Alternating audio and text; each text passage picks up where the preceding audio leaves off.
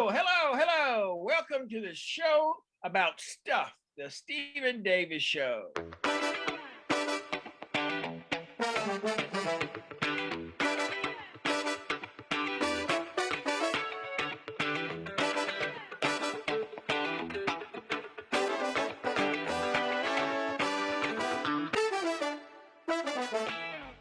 Welcome to a podcast show about stuff.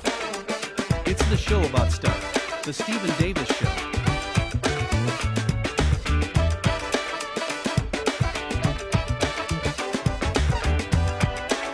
Here's your host, Stephen Davis. Welcome to this week's edition of the show about stuff, the Stephen Davis Show. Welcome. My guest this week is a legendary singer, dancer, TV star, and yes, she's a podcast host also. Her name is the great Michelle Shelly Clark-White. Welcome. Thank you. Thank you for having me. This is fun. How's everything out in California? How's the weather? Oh, really nice. We make people mad and jealous who are back east. So today's a great day here in Brooklyn, where you got your start in life at. Oh, wow. Yeah, you're in Brooklyn? Oh, that's great. Hey, not too far from the Fort Greene projects. There was quite a few people that went on to have good and wonderful careers that came out of Fort Greene projects, such as Anthony Gordine from the Little Anthony and the Imperials, Bernard King from the Knicks, and his brother Albert. They all came out of the Fort Greene projects. Okay, now I learned something. What I want you to do is to introduce yourself and then start off talking about how you got started in life. Okay, introducing myself would be easy. I'm Michelle. I was named Michelle because my mother is Russian Jew. And all of our Russian Jewish relatives wanted me to be a Russian, very popular Russian name called Masha. My father wouldn't hear of it and said, no, she's going to be Michelle. My mother had to get very clever so she didn't upset her people. So she said, well, we'll call her Michelle. That's why my name has that A in it, and it's Michelle. My brother started calling me Shelly early on. That's how I got my second nickname.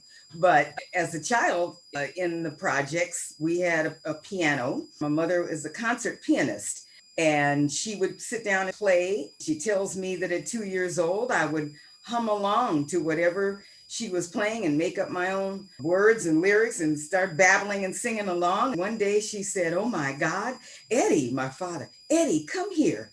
This girl has perfect pitch. Listen to this. And so I'm just sitting on the floor, la, la, la, la, la. He said, oh boy, my father being the pimp entrepreneur from Barbados. And he's done everything in life. He was a numbers runner. He was everything, but he knew talent. Come here, we're going to teach you some songs. And so they did that. And I entered into a pageant and singing little songs like, how much is that doggy in the window? And, oh, never smile at a crocodile. I guess I was a hit. And so he said, okay, we're going to expand a little. I'm going to teach you some dance routines and bring your brother into the act. I have an older brother, rest in peace, Ilya Clark, a Russian name as well, Ilya. Like Ilya Kuryakin, the star, except for my mother. Man from Uncle. Yeah, man from Uncle. Except my mother was very much in love with a poet and a writer. His name is Ilya Ehrenberg. And he was a poet, a writer. He was from Russia, and she loved the name and said, we'll name him Ilya, which was such a blessing and a curse for him because no one could ever pronounce it. Yuya and Duya, and is Isla here in school? Poor kid. So he eventually changed his name to Eddie, but I always called him Ilya. Tell me something. When you were growing up as a Black American and Russian mixed together, how was it in terms of growing up? How did people respond to you and how did you feel? It was against the law for interracial marriages at the time. And I was going to school catching hell, not so much from the kids, but from the teachers and the faculty. I would notice that every time my mother left an open house, they would have issues with me and start doing little strange things in school. As a kid, I noticed, she wasn't like this before My mother came, so I talked to my parents. I said, look, I'm having issues when she comes to school. I called my father. I said, I think that maybe you should come to the open houses in the future. When that happened, no more issues. How did the atmosphere change for you when you moved from Brooklyn to Los Angeles? How did people relate to you? When we came out to LA, had to be 1957. We followed the Dodgers. The Brooklyn Dodgers became the LA Dodgers, and then here we come. And it was a little bit easier. I had still some bullying when she came to the school, but out here it was a little looser. So people were a little more accepting. In New York, when we got famous, it didn't matter so much. We were in private school when we started performing in New York, the Clark kids. But back to what you were saying, when we came out to LA, it was better. It was just minor bullying, but not as bad. Tell me about your father. My dad, Eddie Evans Clark, was from Barbados. What part of Barbados? Bridgetown? You know what? I cannot remember what he said. Rest his soul. He's not with me to remind me anymore, but I know his mother's name was Isabel Graves. I never got a chance to meet her. And his father was Colvin, Colvin. And they tell me that he or his brother was the police chief of Barbados for some time. And when did your father come to the United States? So he came here, it had to be late 30s, early 40s. He met my mother working, making machine gun parts for the war. He was standing next to her in the assembly line. He wasn't paying attention to his work, was he? Nodding over and told her, I'm going to get with you and I'm going to marry you before the week is out. And she said, how dare you speak to me that way? That's exactly what he did. He got with her before the week was out, and then they got married sometime later. They were the only interracial couple around Harlem and Brooklyn at the time. He had a temper, so they had to be careful. People would set him off, call her N-lover, the N-word lover. He would get in fights and go to jail, but they wouldn't leave each other. They stuck it out. So now we're still in Brooklyn, and your father and mother discover that you have the perfect pitch. And then what happened? They start teaching me songs and dances, and they go, we could do even better. Let's see what the older brother can do. So they paired us together. We were great. We were doing routines. He was throwing stuff at us that adults were doing at the time. We couldn't do homework before we rehearsed an hour every single day. As time went on, we started being booked in fantastic places. I don't know how he did it. He was a Black man handling his business. He went to the Apollo Theater. What kids do play the Apollo Theater? None. We were the only kids doing 3 shows a day and 4 on Saturday on the weekends. I might have been exhausted as a kid, but we were doing better. Our lifestyles improved. We moved to Manhattan. There was an audition for 200 dance teams, kids. It was called House of Flowers. So we were auditioning for that. The Hines kids were there. Gregory and Maurice? Yep, Gregory and Maurice. A lot of kids were there. We whittled down to them and another one, and me and my brother, the producers, came to my father and they said, we like your kids the best, but this role, the House of Flowers, was a house of ill repute. Every prostitute had a name: Violet, Daisy. And in the old days, it was a prostitution house in the islands, like in the Bahamas or in the West Indies. They said, this role calls for 2 little boys who take care of the prostitutes in this house called the House of Flowers. Pearl Bailey was the madam, and Diane Carroll, was her first job ever. She auditioned. She was 18, got that role. They said, we need 2 boys. My father said, oh, that's all? You want 2 boys? He said, that's what we need. So he takes me into the bathroom, shaves off all my hair, brings me back to the producers. You want 2 boys? Boom, you got them. You're hired. If that ain't a pimp entrepreneur, I had hair down to my waist. How did you feel when you got your hair cut off? I was in tears, and he said, suck it up. We about to get paid. Oh, that's funny. That's funny. I remember trying to look real mean because I figured if I looked mean like a boy, he would stop cutting. And it didn't work. He just kept at it. He kept at it and at it. And look, his hair, it's going to grow back when you need it. But right now, let's just do this. You don't need it. We need this job. When you met Pearl Bailey, What was she like? You as a child, I know. I remember I have pictures that she was always very loving. I don't remember that she had kids of her own, but she treated us like we were hers. I remember her just being such a talent, and Diane Carroll as well. I was mesmerized watching her. I said, "Ooh, I want to be like that when I grow up." Remember Joffrey Holder, who got married to one of the dancers? Carmen de Lavada. That's a bad B, okay? She did this dance. I remember she came down this banister, sliding and ballet and writhing, and it set the place on fire. And I said, I've never seen a prettier woman that's more talented as a dancer. And Joffrey Holder thought so too, because they got married before the play ended.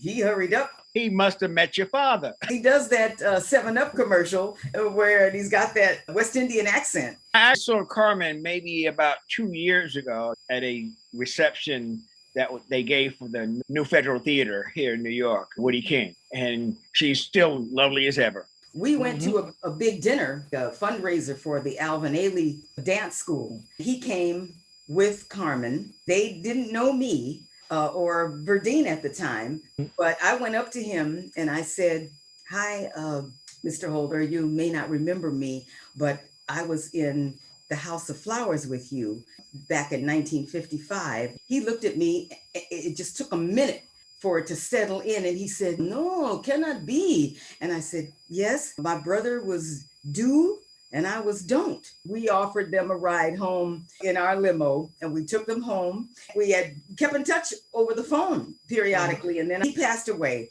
We saw her again at the Kennedy Center Honors because she was a Kennedy Center honoree. She was lovely. I took a great picture with her and I still have it. Now, during that particular time, how did it come about that you and your brother got a contract with Columbia Records? That was very strange. They weren't taking Black folk back then. And if memory serves, they came to the House of Flowers and saw us performing, executives from Columbia. They went to the producer and said, "Oh my God, we love these two kids.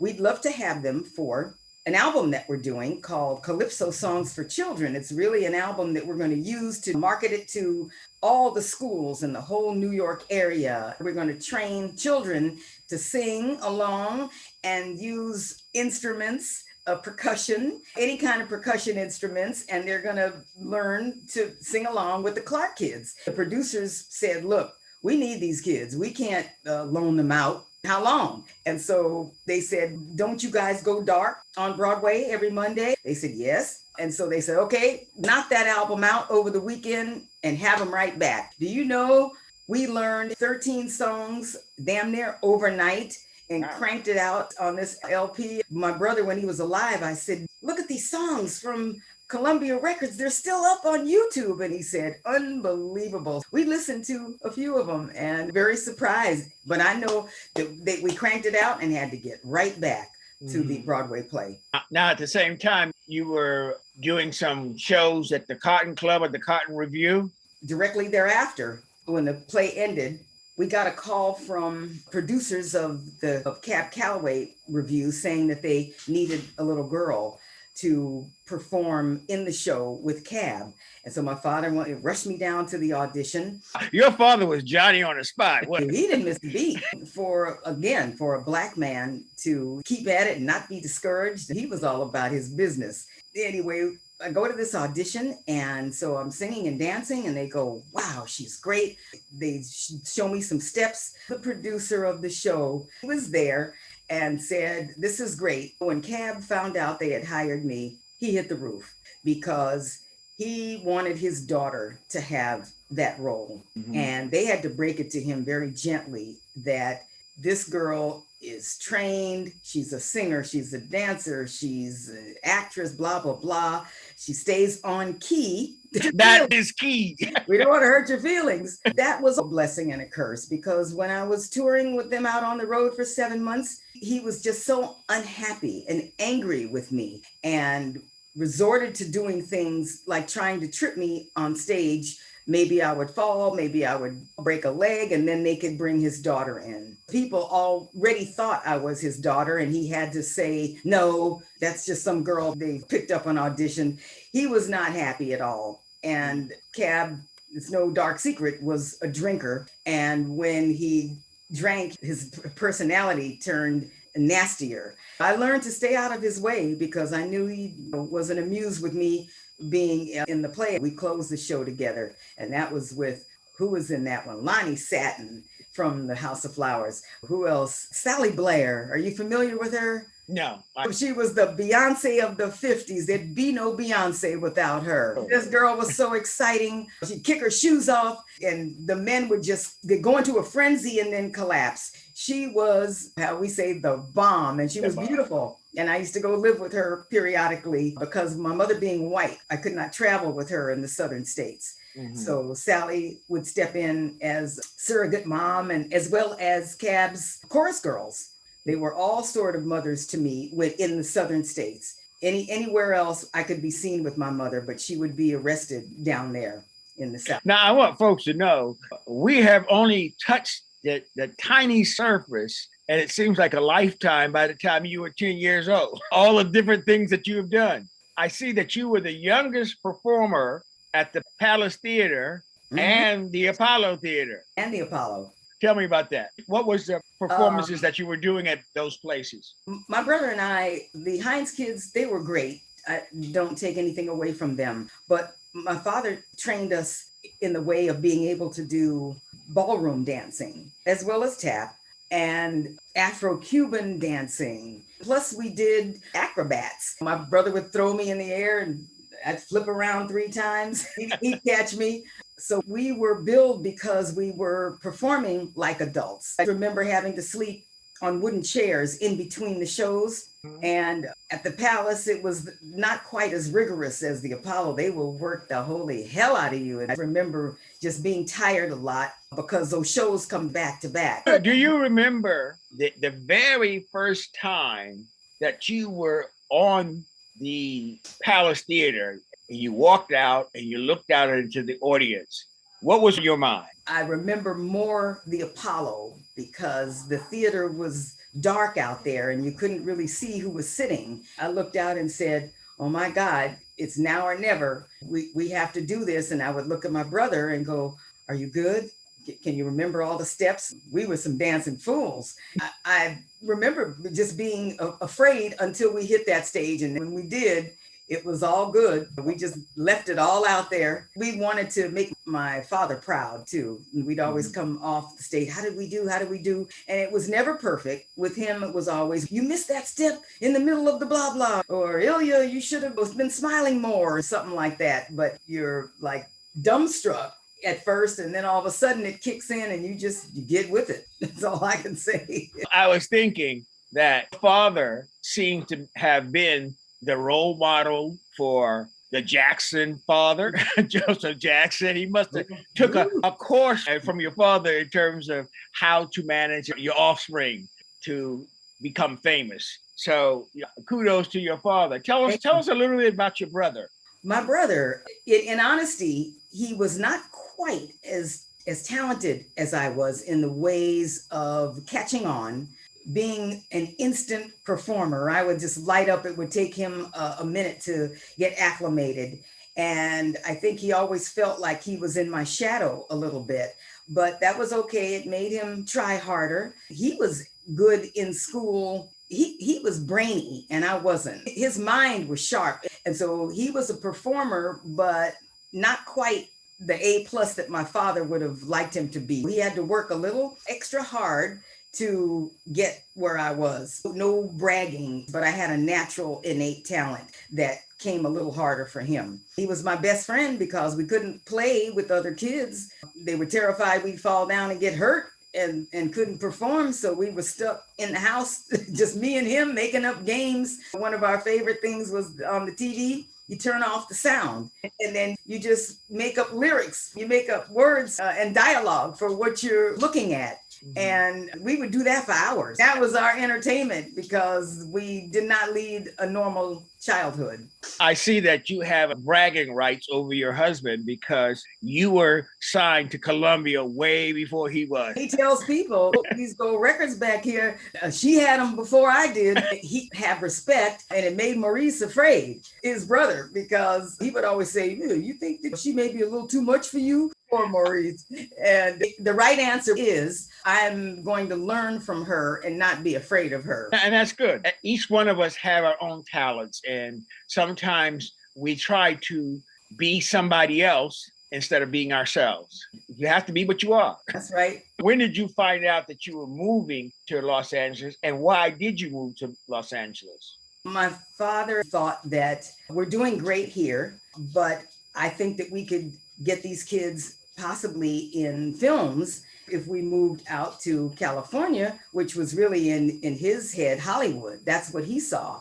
By the time we got out here, we were still the Clark kids, but that cutesy era had worn off. Shirley Temple had to make that transition from childhood into that awkward teen stage. So we had a little bit more trouble because we were not the cute Clark kids anymore. Now we're teen kids and we have to rearrange our lives. The bookings became fewer and slower. My father just came to us one day and he said, I think that from now on, you kids should do your own thing. I'm getting tired and I can't beat down the doors anymore. So I looked at my brother. I said, do you want to continue?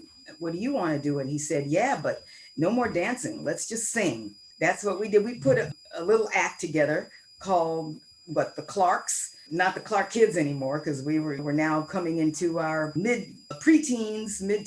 I started going to LA High. On the weekends, we would perform what they would call those hootenannies. We did that whole Battle of the Band circuit. He was a guitar player, and so it was just acoustic guitar. In LA High, I somehow was up for a scholarship, and the winner got to attend USC.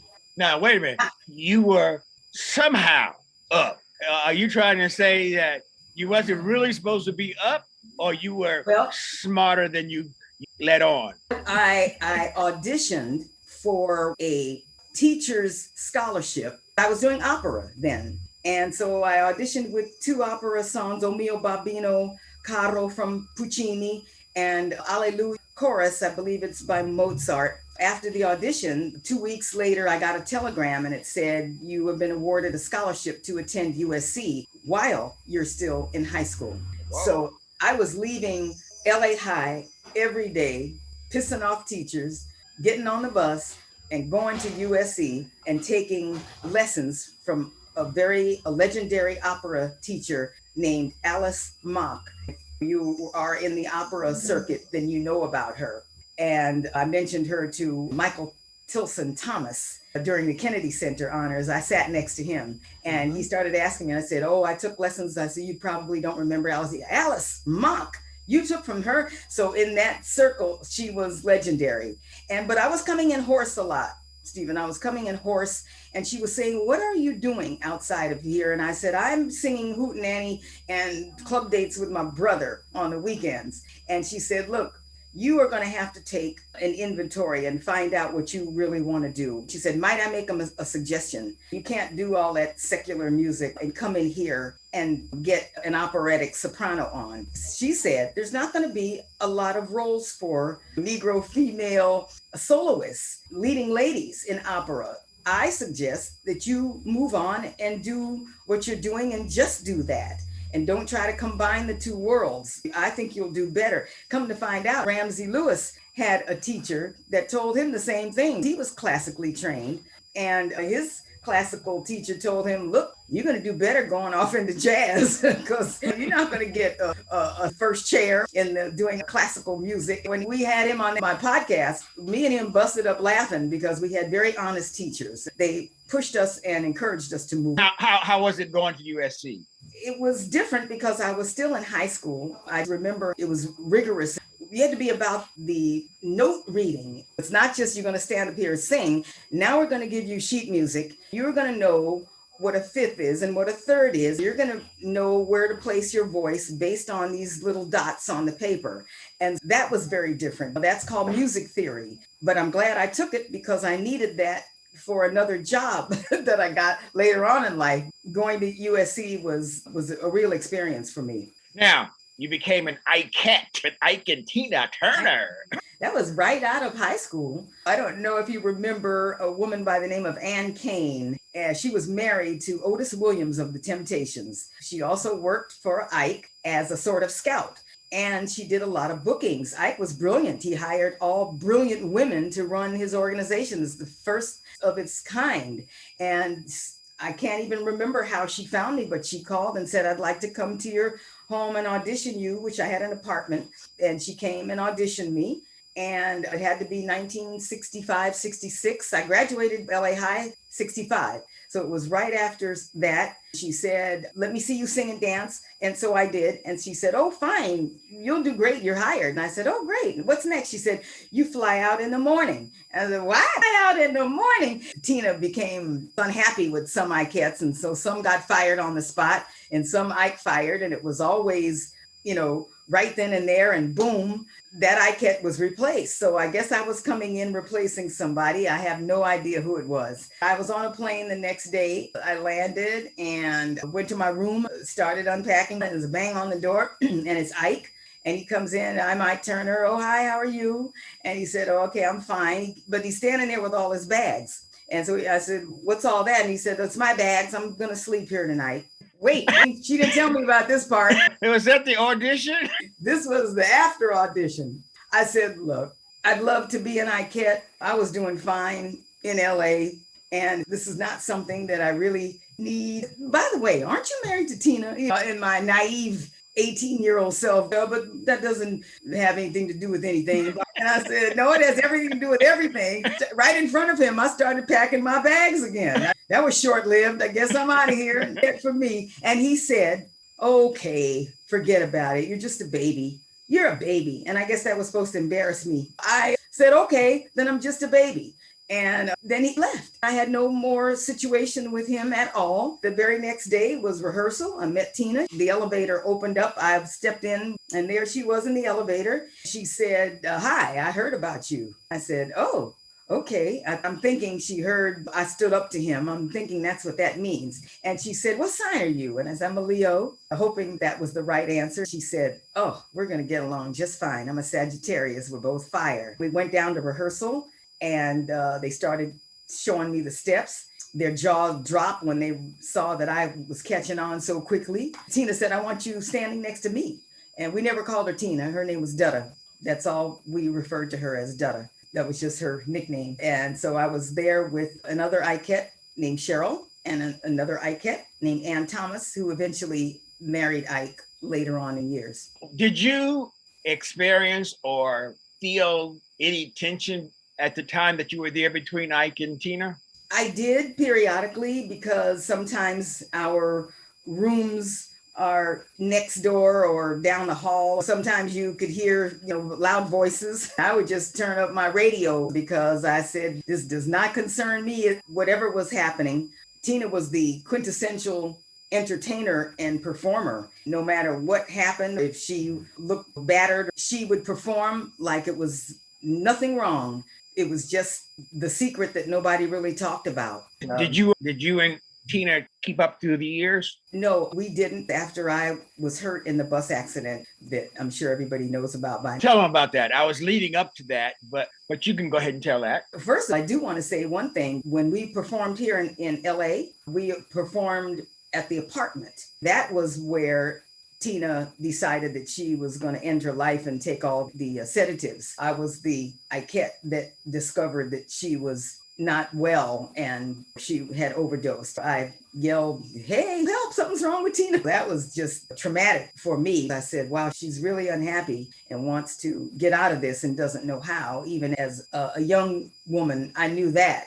Too bad she didn't have Paul Simon back then, right? Oh, 50 Ways to Leave Your Lover. In the movie with Angela Bassett, it shows that she started chanting. One of the other Ikettes showed her what chanting in Buddhism was about. And I already knew that. My mother was Buddhist. So I knew that it brought you a level of power and peace. After she started chanting, she started getting her mojo back. She got confidence and stood up to Ike. That's when I think she got the confidence to leave. Buddhism played a lot into that for her. You said, did I keep up with her? No, she moved to the south of France. We had a chance crossing in Monte Carlo, where she was living at the time, and Earth, Wind, and Fire was performing there, and I was there.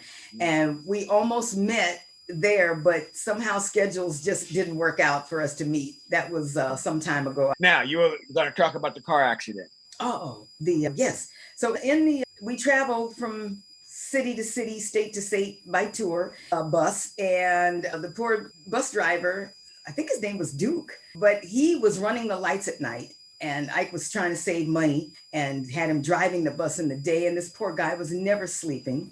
Al McKay, who was Earth, Wind, and Fire's former lead guitarist. Al McKay was in the band, and he was my bus seat partner. But he was actually the one that was telling me everything about the review. He was out there before I got there. He was telling me this person does that, and this person, and that's Rhonda, the road manager, and she's this and that, and she'll carry out Ike's fines if you miss a step on stage, if you have a run in your stocking, or if you don't shake your hair enough, you're going to get fined. And so he was my mentor. We were tired. Al fell asleep. I said, wake up, look at Duke. He's falling asleep. Duke was nodding while he was driving.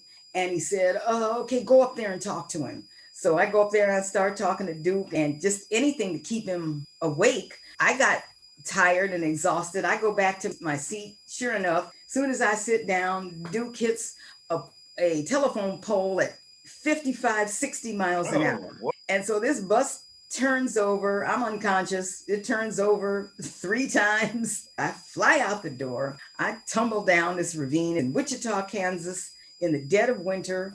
It's snowing. It's freezing. And I'm unconscious. The next thing I know, I'm way down in this ravine, 150 feet down. Al is tugging on me, pushing me, saying, Shelly, are you alive, babe? Wake up. I look up and I don't know what's happened. I just know that my face feels swollen. I said, Al, I have a fever blister and I have a headache. And he said, no, babe, we were in a terrible accident and you're half dead. I was twisted up like a pretzel, by the way. I said, don't touch me. Don't touch me. I was afraid that somebody would try to take my leg out and take my hand out from behind my head. I said, I have a headache. Can you find me a pillow? I'm delirious, evidently. So Al takes his jacket off. He balls it up and puts it under my head. That much I remember. I don't remember anything else until paramedics' sirens are coming. And I go, oh, I'm in trouble. I figured I'm not getting back on the bus. I'm going to the hospital. The paramedics start unwinding me and I'm just, no, don't stop. And they said, I'm sorry, this is a hell of a way to start the day, isn't it? And they're just talking to me to keep me awake. Next thing I know, I'm in the hospital and there's Tina standing over me crying. She told the doctors, don't give her a mirror. Don't let her see herself. And I'm thinking, ooh, boy, I'm in trouble here because I asked them for a mirror and they told me, no, we're instructed not to give you one. My mother somehow finds me in this hospital because it hit the news. She called every hospital in Wichita, Kansas, until they found me. I must have been in there 10 days, 2 weeks, something like that. And the next thing I know, I'm on a plane limping with the crutches going back home. What was your father doing at this particular period of time in your life? I'm imagining that he was so used to being a manager of you and that he's no longer your manager. He was just dumbfounded about the accident. You're right, he was not a manager. He was really just a father on the sidelines being supportive at that time. I just remember him calling, blowing my phone up, asking me, when can I visit? What do you need from this point? I want you to stay off of tours. I'm like, I got to make money. He was on the outside of my career at that point. That's what was happening. During this particular period of time, I noticed that they went ahead and got more Ikettes and kept going. And what did they do about you? Absolutely nothing. I remember Ike calling me one day and said, I need you to sue me for the accident. And I said, really? Okay, if you want me to, then I will. I don't know what that was all about, but I remember going to court and having to say what happened and show my bruises. I'm not sure why or who told him to get the people that were hurt in the accident to sue you. And maybe he was trying to drum up reasons why he didn't have any money. I never understood why he asked me to do that, but I followed his orders and I did. I don't think I received anything compensation wise for that. That was a bummer. I was afraid of tour buses after that, though. And then you went to and toured with Little Richard after that. Like I said, here comes another tour with a tour bus. And I'm like, oh man, I'm not even healed well from this one, but I had to work and I was healed enough to just be a dancer for his tour. Byron Gilliam from Laugh In and from Playboy After Dark, very elegant, tall dancer. He and I were selected to open the show for Little Richard and do 2 numbers. And then Richard would come out and do, Golly Miss Molly and do his whole thing. But every day, every evening after the show, I say, Richard, can I sing? Can you just let me sing one song? And he would say, because he couldn't say my name, he's Southern boy, he said, okay, Shirley, let me think about it, Shirley. And I would say, it's Shelly. Okay, Shirley. And then the next week, Richard, can I sing this week? Just one number? Let me think about it, Shirley. Shirley, they hate me because I'm beautiful. Shut up. How was Little Richard? How was your I love interaction? You learn so much about him. Excellence. Tina Turner, too. She was just the consummate performer. She would go on, if she had one leg, she would entertain that audience like it was her first night being on stage every night. Richard was the same. I happened to get lucky twice, back to back, because you just pick up what you see. And the crowds loved him. And I just backstage, I remember he had girls that took care of his hair. He had 8 wigs on the shelf. And he had his makeup people. He was a better woman than most women. Oh, shut up. Get out of here. Number 2 foundation. That's why I look so good, Shirley. So I always joke for Dean when I see him putting on powder. I go, number 2 foundation. Now you left Little Richard tour and you went and you were on the Jim Neighbors show. We have to back up just a minute. Right after that, I started doing sessions. I was doing like 3 and 4 sessions a day. This legendary woman somehow found me named Shirley Mae Matthews, spelled Sherlie. And if you look her up, her Wikipedia is 3 times what mine is. This woman has been in the industry. She was a little bit older than me, and she knew Carolyn Willis, right, from the Honeycomb. And she said, I'm putting a little group together. Let's do a group. So we called ourselves Willis, Matthews, and Clark. And later on, it was known as the Cover Girls, but it was Willis, Matthews, and Clark. And I met Carolyn Willis. That girl could sing her ass off. She was like the best soprano in the industry. She was killing songs by Aretha Franklin. Nobody should cover those songs if you can't sing. But Carolyn could do it. And I was along for the ride there. We were doing nightclubs and theaters and little places here and there. And one day, Carolyn Willis called me and she said, I sing sometimes with another girl named Edna Wright. She needs another girl, 2 girls to sing with her on the Andy Williams special featuring Dionne Warwick and Burt Bacharach. She said her sister Darlene Love is always triple booked and Darlene can't do it. So we're going to come in and save the day. And I said, oh, great. So we go to the Andy Williams special, my first time meeting Edna. I'm saying all this to say that before Jim Neighbors, we have this period here that we sang on the Andy Williams special. Unbeknownst to me, Edna had told Edward Holland of Holland Dozier Holland to please watch this group. They were hounding her to sign as an artist for their new company because they left Berry Gordy. They had their own company now, and there were no acts on the label as of yet. And she said, well, I don't want to be a solo artist. I want to be in a group. If you like this group, then you can sign this group. So we're singing behind Dionne Warwick, Andy Williams, Burt Bacharach. Edward watched the show the next day, called Edna and said, it's a wonderful look. You girls come on in and let's sign some contracts. You can be the first act on what was, I think, Hot Wax Invictus Records. When I was the holdout, because I didn't want to go, I was afraid that they would be very much like Berry Gordy. I was afraid to sign. The 2 of them went and took another girl. Edward said, no, I want the 3 that I saw on TV. What do you mean by they would be very much like Berry Gordy? You said it, so I had to follow up on it. In the vein that there were acts on the label that were complaining about royalties and not receiving just due payment for what they were doing and being worked to death going out on tours. Barry was so complete with his ownership of you. You didn't own your name. You didn't own anything. So I said, wow, the same thing is probably going to happen to us. I'm sure Holland Dozier learned a lot of those ways to make sure you have total control over the artist. I was a little bit nervous about that. You know what that shows, though?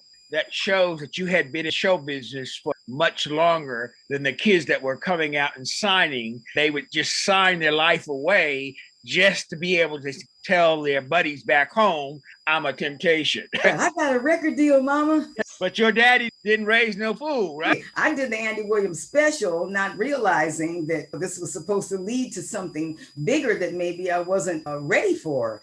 And they had a hard time convincing me. They were calling nonstop and crying in the phone. You're ruining our chances to be famous and in a great group. They're going to do a lot for us. I held out for maybe 2 or 3 months. But at the time, though, didn't you have a job with Jim Neighbors? No, you didn't have. When did Jim Neighbors come? Jim Neighbors came in after we got signed. We went to Detroit. I spent half my life there. It felt like it, recording.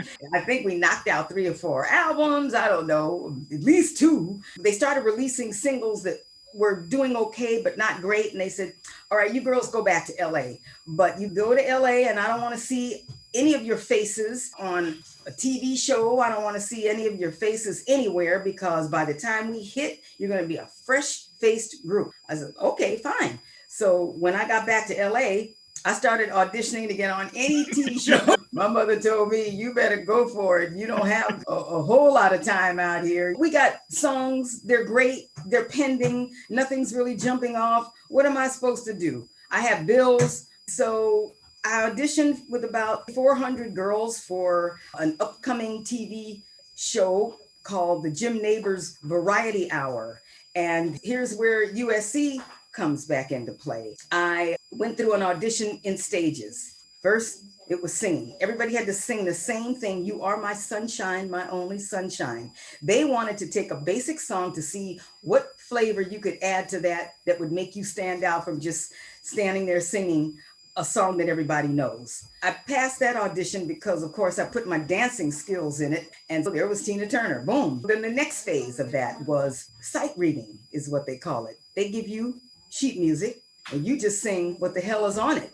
But you better know where to place your voice. Here again, that's music theory, and that kicked in from USC. The dancing, of course, came from my father, and then Tina, and then little dancing for Little Richard. The next audition was harmony and music note retention. I'm going to play 10 notes on the piano, and I want you to sing them back to me in perfect order. If you don't sing them back, then you're cut from the audition. So I had to go through that.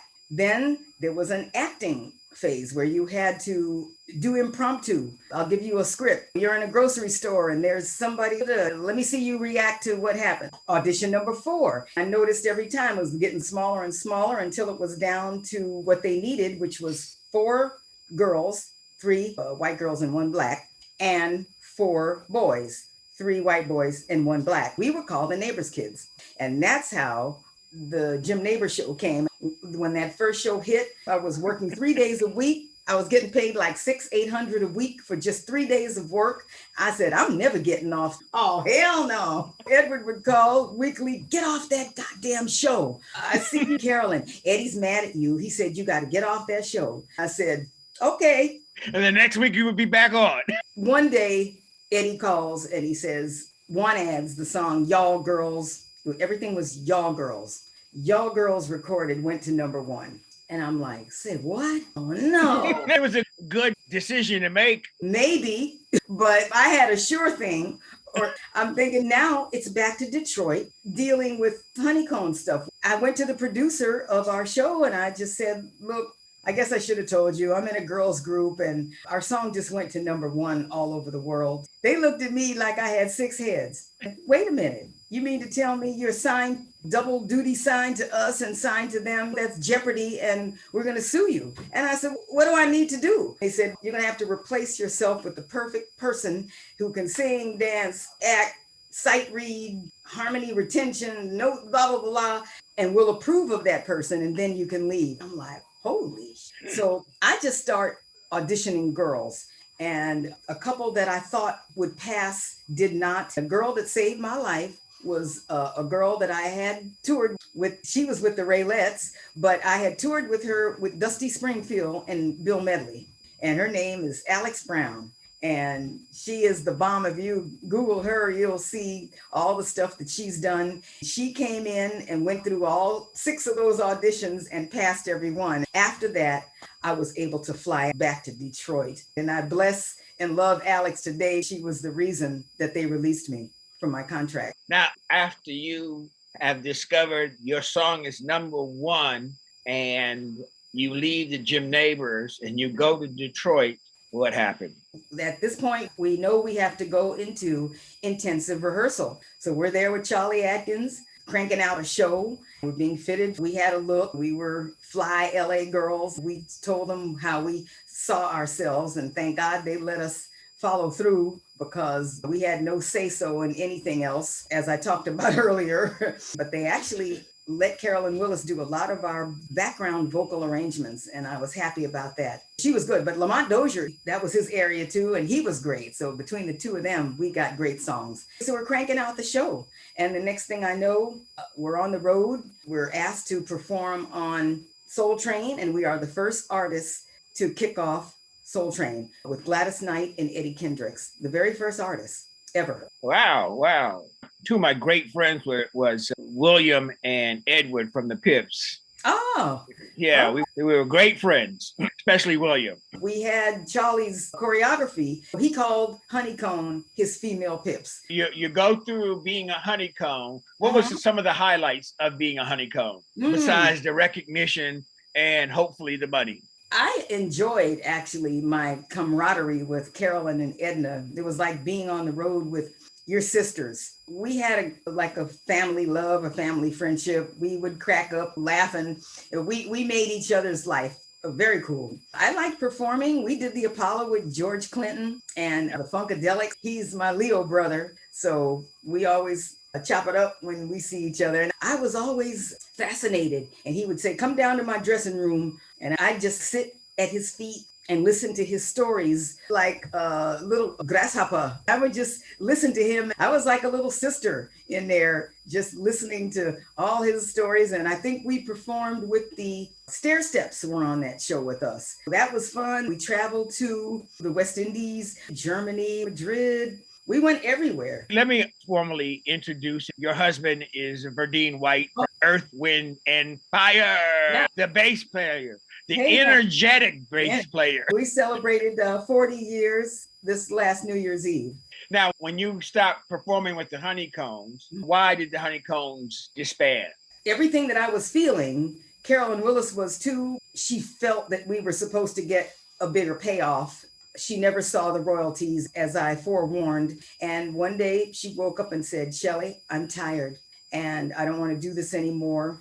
I'm going to go home. I remember, I think we were not in town and I was panic stricken because I said, you're going to leave right now? And she said, you guys got this. I know Edna's great. She's the lead singer. You guys can find a third girl. You don't need me. I'm not happy. And I just want to go home and resume my life. So she left. I was in disbelief. I said, Edna, we're faced with a situation here. Do you want to try to move on with another girl? And so Edna said, yeah, let's start auditions. We did. I cranked out some of the old people that I had come audition for the Jim Neighbors show, some of the same girls. It didn't work out for us. The chemistry was all gone. But Carolyn was not wrong in what she was feeling. It's just that she did not want to live that facade anymore of just being a honeycomb. And on the surface, that's what you were. And you don't really own your own life and you're being worked to death because I was tired. So I know she was too. She was starting to become a vegetarian in those days, as I was. Now, when you left Honeycomb, you were asked to be a Supreme, weren't you? Oh, yes. Mary Wilson, bless her heart, along the way, somehow we had become friends. While living in Detroit, I sang on a lot of things that Frank Wilson was doing, a lot of projects that he was doing. I'm on Still Waters and the Four Tops and then Eddie Kendricks, all that he did. Somewhere along the line, I met Mary Wilson. She came up to me on some red carpet or wherever we were, and she said, Shelly girl, I really need a Supreme. We want you to be in the Supremes. You my first choice. And I said, oh, wow, that's great. Mary, I'm so glad you thought of me. Really, I idolized her and what she stood for, but I was not ready to commit to yet another girls group. I figured, here we go again. And that's all I thought about. I said, as much as I would love to, can you circle back later on if you don't find anybody and come back to me again? But right at this moment, I'd like to just do some solo projects. And so she was very understanding. I understand right after that, she called my label mate, who was dating Lamont Dozier at the time, Sherry Payne of the Glass House, Frida's little sister. And Sherry agreed to do it. Just a lovely spirit. Later on, Sherry went on to perform a little bit with Edna as a honeycomb, off and on. How did you meet your husband? That must be a good story. I was still singing around town here and there, and I was approached by Ralph Johnson and his partner, Douglas Gibbs, a pianist. They said, we'd like to produce some songs on you. And I said, oh, that's fabulous. Okay. We went into the studio. We had 3 or 4 songs. Ralph is wonderful. He has always had a great ear. I remember going into the studio and who's sitting there playing all my stuff but Earth, Wind, and Fire. There's Maurice, there's Philip, there's Larry Dunn. And I'm thinking, what in the hell? And how did he get this happening like this? I was floored. I went straight to the phone and I called a friend. I said, you won't guess who is here playing on my session. And they said, who? Maurice White? I said, yeah, Maurice is here, not him. They said, who? Philip Bailey? Yes, Philip is here, not him. They said, who? I said, Verdine White, the best bass player in the world, is playing on my session. Do you believe it? And they said, oh no, that's crazy. And I didn't know him. I just knew he was playing on the session. But we weren't able to do much with it, but it was still a great project. I ran into Verdine maybe 6 months later in a car wash. I said, hey, you played on my session. Remember me? And he said, oh yeah, you're that girl. He said, how did the music turn out? I don't think I heard the finish. I said, okay, come sit in my car and listen to the music. He sat in the car, listened to all 3 tracks. He said something that surprised the hell out of me. That music is good, but I can do better. Why don't you let me do some songs on you now? I said, really? He said, yep, I'll take care of all expenses, everything. And I said, wow, okay. So we ended up doing some real great projects together. I did a lot of Denise Williams demos for her and the Emotions. We did a TV show together called Hot City. We were forever doing great projects together after that, before we were married. But that shows you with a little money, you can set up a job for somebody that you really want for a lifetime, huh? And he would tell people, well, I got her signed to me. It worked. It worked. Well, You it worked. say 40 years. What are your future plans? What are you doing now in the future? As far as the honeycomb goes, there is a great chance that we're going to be able to get back out there and start doing some dates. We were blessed with great writers, great lead singer, and it was just a time in life in the 70s when things were really great. You know, that's where all the great music comes from, 60s, 70s. One Ads celebrated 50th anniversary last week. You go on YouTube, you have all these young kids singing One Ads. I'm just grateful and happy that the fans still love our music. Our music is timeless. People still love it. And I'm grateful for everyone out there. Before I close, I want to give you a chance to talk about the nonprofit that you and your husband have. A while ago, we always say, there comes a time in life, because we borrow from the people that came before us. Like I said, Sally Blair, Beyonce, we borrow from the people. So there comes a time in life when you have to go from success to significance. and it's incumbent upon you to give back. You have to find where you can do it. It's not the same for everybody. We had a facility that was sitting there. I said, let's figure out something to do with it. And we figured we can start a foundation that helps kids who are talented or not so talented with music lessons and scholarships. We started our Facebook page as well. Pastor Walter Davis runs the facility. It's turned into a multi-purpose thing for the community. We do meals for the community, whoever needs, they can stop in and get clothes. There's lots of different rooms. We're focused on taking care of the community. We're happy to be doing it. How do people contact you? What's your website? Coming soon, but for right now, we have a great Facebook page, which is called Verdine White Performing Arts Center. We are both co-founders of it. In the past, we have supported schools. We focus on that. And can people donate? Oh, yes, it's on the site. Everything is on the site at Verdine White Performing Arts Center Facebook page. This has been a wonderful time. Thank you so much for joining me on my show. We did talk about stuff, and I like it. And I look forward to seeing more about you, especially in terms of the honeycombs coming back. Thank you. Thank you so much, and have a wonderful day. Thank you. And you. I want you all to tune in next week for another wonderful show. Thank you. Bye. Thank you for tuning in this week. Hope you enjoyed this show about stuff. See you next time. Oh, my name is Jewel. You don't need to know who I am, but you should know why I'm here. My grandpa, Stephen, is an author of a new exciting play called When the Break Happened in Orangeburg County. It's about our ancestors from when the break happened in 1865 until now. Many of my relatives are featured in the play, from my great-great-great-grandpa Stephen to my great-grandpa Stephen to my grandpa Stephen. Guess what my uncle and cousin's name are? Stephen. Go to www.thebreakinorangeburg.com to learn more. An online store has been created to honor those relatives and other families with products featuring the Break logo. Go to www.thebreakstore.com to purchase items today and help to produce this play. Please.